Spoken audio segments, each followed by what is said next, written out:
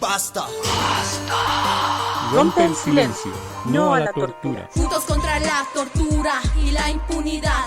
Juntos por la lucha, por la libertad y verdad. Juntos en la lucha para la igualdad. Tantos días de charlar sobre la tortura y los tratos crueles, inhumanos y degradantes. Tantos casos que hemos conocido. Tantas cosas que estaban como ocultas. Y sin embargo, sigo sintiendo que mucha gente sigue sin admitir que la tortura y los tratos crueles siguen siendo parte de nuestras vidas en todo el mundo, en todas partes, aunque se diga que vivimos en democracia y que eso era cosa del pasado, de las dictaduras, y que si hoy todavía hay, son casos aislados, pocos sin mucha importancia. ¿Será que de alguna manera somos muy tolerantes ante la tortura? La tortura es un hecho que realmente no se puede tolerar, no se debe tolerar. Y esto nos lleva a hablar de otras situaciones, de por qué la permitimos, por qué la toleramos o por qué no se habla de tortura. Primero, no se habla de tortura porque se trata de invisibilizar.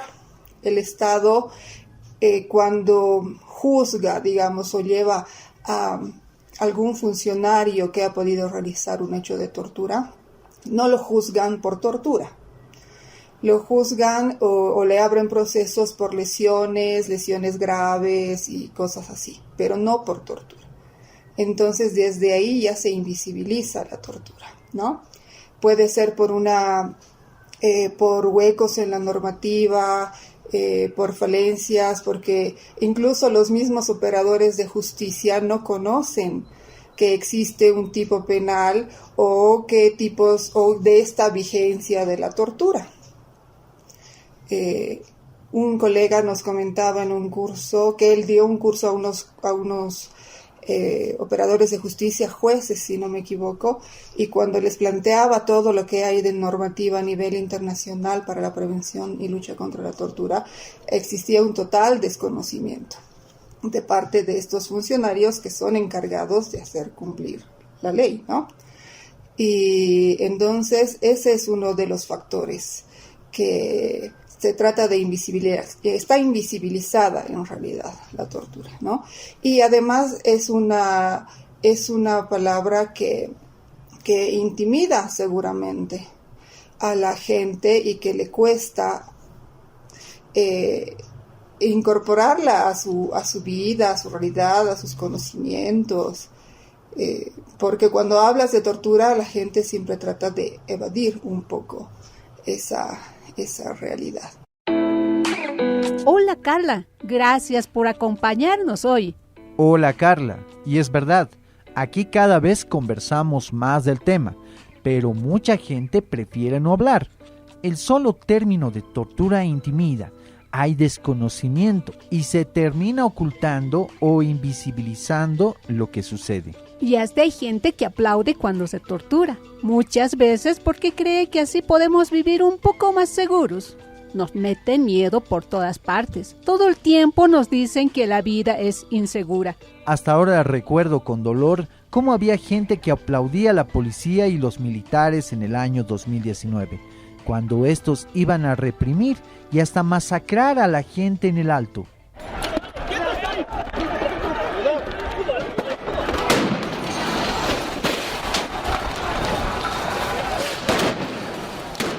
Como sociedad, cómo nos hemos vuelto o somos permisivos a este tipo de vulneraciones.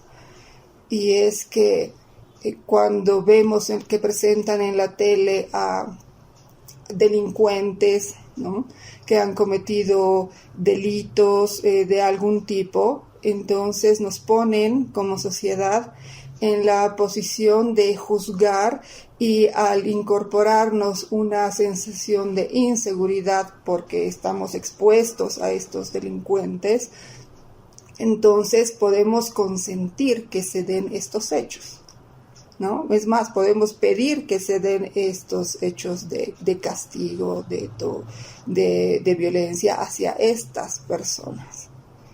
Y para mí es importante tomar esto porque eso al ponernos en la posición de juzgar al otro, del que merezca un castigo, estamos perdiendo toda empatía, toda posibilidad de ponernos en la situación del otro y perdemos la perspectiva de que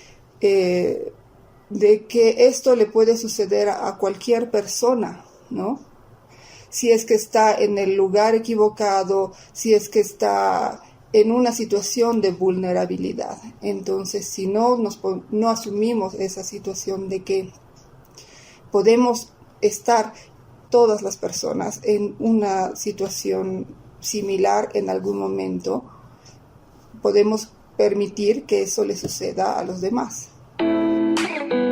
Y pensar que cualquier persona puede estar en esta situación.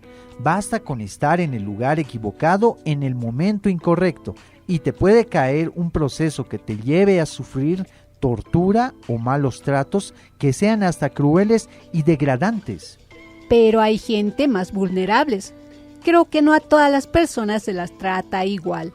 Las poblaciones que son más vulnerables son aquellas que están en situación de privación de libertad, ¿sí? Cuando hablamos de privación de libertad, no solo nos referimos a los centros penitenciarios, sino a otros espacios también de detención. Pueden ser los hogares de niños donde están por orden judicial, psiquiátricos, pueden ser incluso hospitales donde la persona tiene que estar recluida y bajo la supervisión de una autoridad, ¿no? Entonces tenemos los centros penitenciarios, las celdas de la FELCE, hospitales psiquiátricos, hospitales geriátricos, todos estos que dependen del Estado y con donde la gente está ahí privada de su libertad bajo custodia de alguien.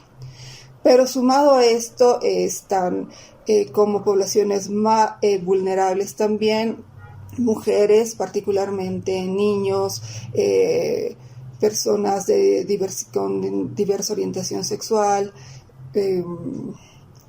y sumado a todo esto, las personas que tienen siempre bajos recursos, ¿no? Que no tienen posibilidades económicas, que no tienen incluso acceso a mucha información respecto a sus propios derechos. Las personas más vulnerables tienen más posibilidades de sufrir tratos crueles o degradantes cuando están privadas de libertad y bajo custodia de algún tipo de funcionarios de gobierno o Estado. Y no es solo la policía o los militares. Tenemos el caso de una mujer que ha sido atendida por el ITEI, que su caso ha llegado ante la Corte Interamericana incluso. Ella ha presentado una denuncia por tortura, tratos crueles, inhumanos y degradantes, cuando ella estuvo internada en un hospital del Estado y tuvo que ser intervenida porque tenía un parto que se complicó. En el transcurso de la intervención, el médico que estaba a cargo de la operación ha decidido hacer una esterilización forzada, ¿no? Sin consultar, como plantea la víctima, la mujer afectada, y solo ha tomado conciencia de esto que le había sucedido cuando ya salió del cuadro. Esto ante la Corte Interamericana se constituye en un hecho de tratos crueles, inhumanos y degradantes, ¿no? Por todos los daños emocionales, físicos, psíquicos, sociales que esta mujer ha sufrido. Entonces, este hecho se ha dado en una situación de custodia de un funcionario médico, en este caso en una institución del Estado, ¿no? Por eso es que incluso si se hubieran dado otras agravantes, podría haberse sido considerado como tortura, pero entra dentro de la figura de tortura, tratos crueles, inhumanos y degradantes. Y en este caso, ese caso ha sido juzgado como tratos crueles, inhumanos y degradantes, ¿no? Entonces, ahí no estamos hablando de un centro penitenciario. Estamos hablando de un espacio donde la persona ha asistido a recibir atención en salud, por ejemplo. ¿Cómo hacerle algo así a una persona sin su permiso, sin su consentimiento? ¿Acaso el cuerpo no es nuestro lugar sagrado, último, y cada persona solo puede decidir sobre el suyo? Y como ya dijimos antes, lo peor es que muchas veces la gente aplaude cuando se presenta algunos casos de torturas o tratos crueles, porque piensa que así vive más segura. ¿Será que vivir de forma más seguro exige más control, más represión y más violencia? Ay, no sé, pero lo que sí sé es que muchas veces la tortura y los malos tratos se justifican a nombre de un bien mayor, como parte de nuestro bienestar y nuestra salvación. Cuando hablamos de tortura, siempre se trata de justificar con el hecho, como decía, de un bien mayor, ¿no? De dar seguridad, de investigar, de controlar ciertos aspectos que van, digamos, o que pueden afectar a la sociedad. Pero la tortura no se centra solo en eso. La tortura muchas veces es usada así como castigo. Y un ejemplo de eso hemos podido ver nosotros el 2019. Después de las protestas que hubo en noviembre de 2019, cuando bajaban las marchas del Alto, después de que pasó esto de los incendios a las EPIs y todo eso, la gente ha sido detenida de manera masiva. Y ahí el accionar de la policía no ha tenido un fin de investigar quiénes habían hecho qué cosas dentro de estas agresiones a las EPIs de la policía, sino ha sido simplemente el afán de castigarlos, ¿no? Los golpeaban, los tenían en posiciones forzadas por muchas horas, de rodillas por muchas horas, con las manos sobre la cabeza por 5 horas. Entonces, ahí la policía usaba esas técnicas de tortura, no para investigar, no para dar seguridad, no con todos los justificativos que pueda dar, sino con el simple hecho de castigar a las personas que en ese momento querían o habían salido a manifestarse, ¿no? Ahí no importaba si tenían indicios de que alguien ha estado relacionado con alguno de los hechos que ellos supuestamente estaban tratando de controlar, si no era una detención masiva, no importaba si fuera hombre, mujer, adolescente. Hemos tenido el caso de un joven, por ejemplo, con discapacidad intelectual, que ha sido detenido y ha sido torturado y ha sido puesto en el CDGs. Entonces no han considerado realmente ninguna situación. La única finalidad era la de castigar, ¿no? Y dar un ejemplo para que no salgan, o no, eso es simplemente eso, el castigo. También me acuerdo del 2019 y la gente aplaudiendo esos malos tratos, la represión y hasta la masacre justificando. Pero algunos avances se están haciendo. Mariela nos contó el otro día de que se está buscando algunos cambios en el Código Penal, por ejemplo. Pero igual hay gente que se opone o no quiere, muchas veces por miedo, por desconocimiento. Hay intentos de avance de parte del Estado. Se ha propuesto una modificación al tipo penal en relación a tortura, porque el Código Penal actual establece la máxima sanción para tortura con 6 años de cárcel. Y entre 6 a 10 años de cárcel, que es muy poco en relación a cómo debería ser tratado, ¿no? Hay avances en ese sentido o intentos de avances para modificar el tipo penal, pero esos también dependen de voluntad política real, ¿no? Si realmente quieren hacer esto, ya estamos como desde el 2019, 2020, que ya se propuso hacer esa modificación y hasta ahora no hay nada. No tiene avances. Desde la sociedad civil queda seguir trabajando para hacer incidencia y lograr que que esto llegue a su conclusión, como lo estamos haciendo ahora. Hemos presentado una nueva propuesta y esperamos que audiencias y todo el proceso para poder concretar esto. Pero aunque cambien las leyes, la justicia no está bien y poca gente confía en ella. Y si no cambia la policía o el ejército, parece que tampoco hay esperanzas. Se está intentando también capacitar a los funcionarios policiales, a los jueces y a los fiscales en cuanto a toda la normativa referente a tortura, normativa nacional e internacional. Pero un cambio real que se tendría que hacer, considero, es modificar la malla curricular de los policías y de los militares, sino eliminar realmente de la formación esta formación que, aunque ellos no la reconocen, existe, de formar personas que pueden cometer actos de tortura. Cambiar algo nuestras leyes, fortalecer las que ya tenemos, mejorar la formación de operadores de justicia, policías y militares. ¿Qué más se puede hacer para prevenir la tortura y los tratos crueles? Otra de las medidas que el Estado tendría que tomar es realmente investigar los hechos de tortura.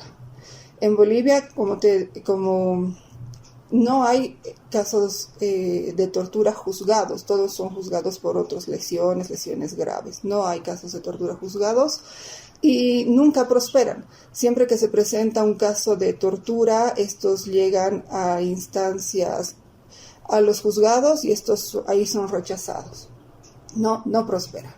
Entonces, es que todos los casos en los que Bolivia ha recibido alguna sanción que debe cumplir por hechos de tortura han sido a través de la Corte Interamericana de Derechos Humanos.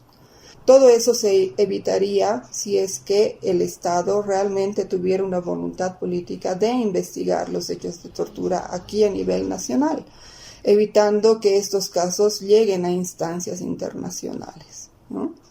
Entonces, investigar evita que haya impunidad, y es una de las partes de la prevención. En la prevención hay una prevención directa, que es toda la normativa, leyes, formación a jueces, fiscales, que puedan mitigar o prevenir que se den hechos de tortura, ¿no? Y el otro tipo de prevención es cuando el Estado tiene la responsabilidad de investigar y de sancionar a quienes han cometido los hechos de tortura. Fortalecer las leyes que defienden los derechos humanos y el cumplimiento de los tratados internacionales en estos temas. Formación al sistema judicial, a policías y militares.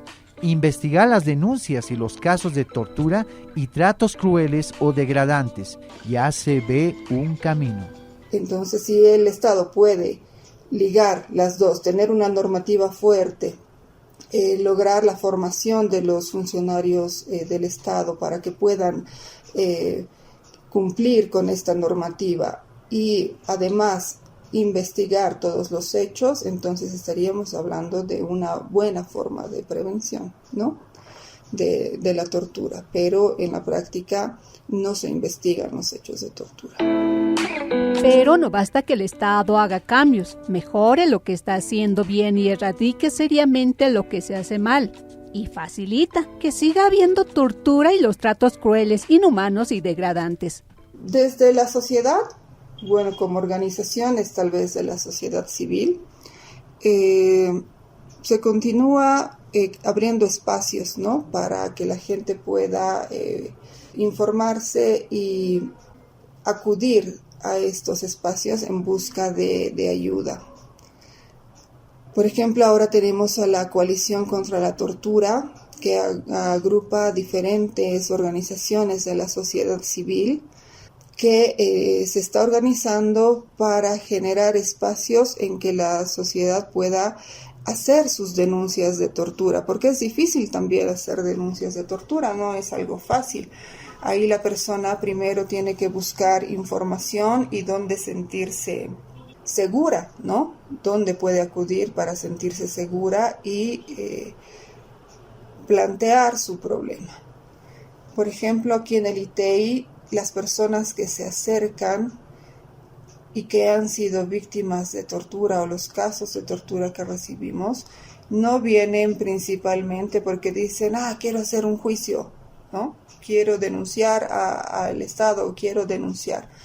Vienen primero porque quieren satisfacer sus primeras necesidades, que son de encontrar un espacio seguro donde pueden recibir atención médica, atención psicológica, para recuperar un poco de su integridad después de haber sido víctimas de tortura, y posteriormente, si depende de ellos, pueden denunciar, ¿no? Pero desde la sociedad creo que hay estos espacios donde la gente tiene que saber que puede asistir. Pero también creo que falta trabajar pueden ser con juntas vecinales, con con asociaciones que conozcamos, que pueden tener contacto con personas que han sufrido este tipo de vulneraciones, ¿no? Y que así puedan venir, acudir a otros espacios como el ITEI. ¿Y tú? Sí, tú que estás escuchando. ¿Qué puedes hacer para que no haya tortura o tratos crueles? Tú, él, ella y yo, ¿qué hacemos y qué podemos hacer? Juntos contra la tortura y la impunidad. Juntos por la lucha, por la libertad y verdad. Juntos en la lucha para la igualdad. ¿Y si nos pasa a cualquiera de nosotros? De nosotras, de nosotres. Ya que la tortura se da en los primeros momentos de la detención, es ahí donde la persona está mucho más vulnerable y que no sabe cómo debe actuar. Ahí las personas que están en los primeros momentos de detención tienen que saber que están en todo el derecho de exigir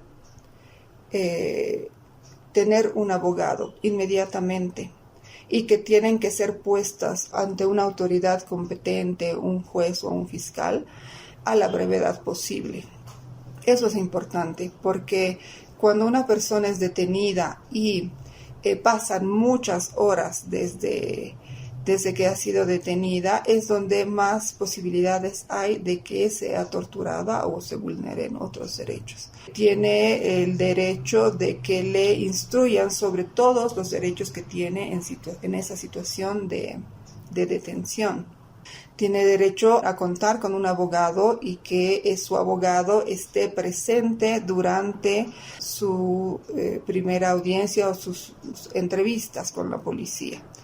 Porque en 2019, como han sido detenciones tan masivas, las personas que han sido detenidas, primero que han estado horas aisladas, ¿no? Han sido detenidas en diferentes lugares y en ese transcurso de horas han sido golpeadas, lastimadas, torturadas. Cuando han sido trasladadas a la FELCSE, les han tomado testimonios sin abogado presente, les han hecho firmar incluso confesiones sin abogado, ¿no? Entonces, contar con un abogado es importante. Tener contacto con la familia también, el derecho a que tienen que tener contacto inmediato con la familia, y también que puedan solicitar, si ellos lo consideran necesario, un médico para que pueda revisarlos físicamente. Eso es algo con lo que la gente realmente no sabe, que puede exigir, que tiene el derecho de exigir esto, ¿no? Y que puede ser un médico independiente, porque cuando son detenidos, tenemos justamente un caso de 2019, que uno de los detenidos estaba muy golpeado y él que conocía un poco más de sus derechos, exigió Y exigía y exigía y exigía ser atendido por un médico.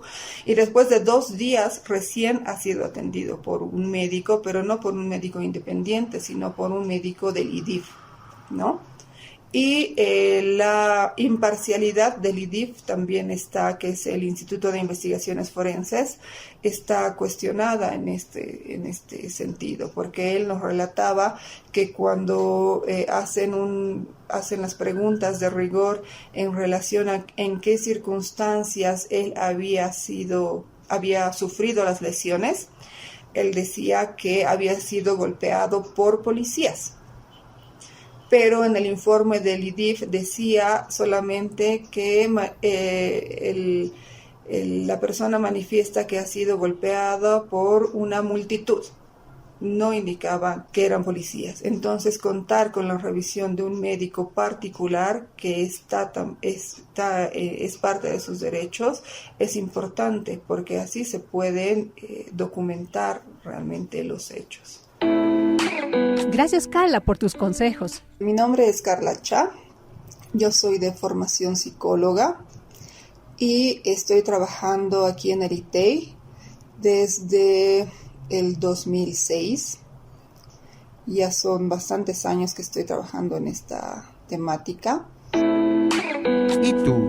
Sí, tú que estás escuchando, ¿qué puedes hacer para que ya no haya tortura o tratos crueles? Tú, él, ella y yo, nosotros, nosotras, nosotres. ¿Qué hacemos y qué podemos hacer? ¡Basta! Rompe el silencio. No a la tortura.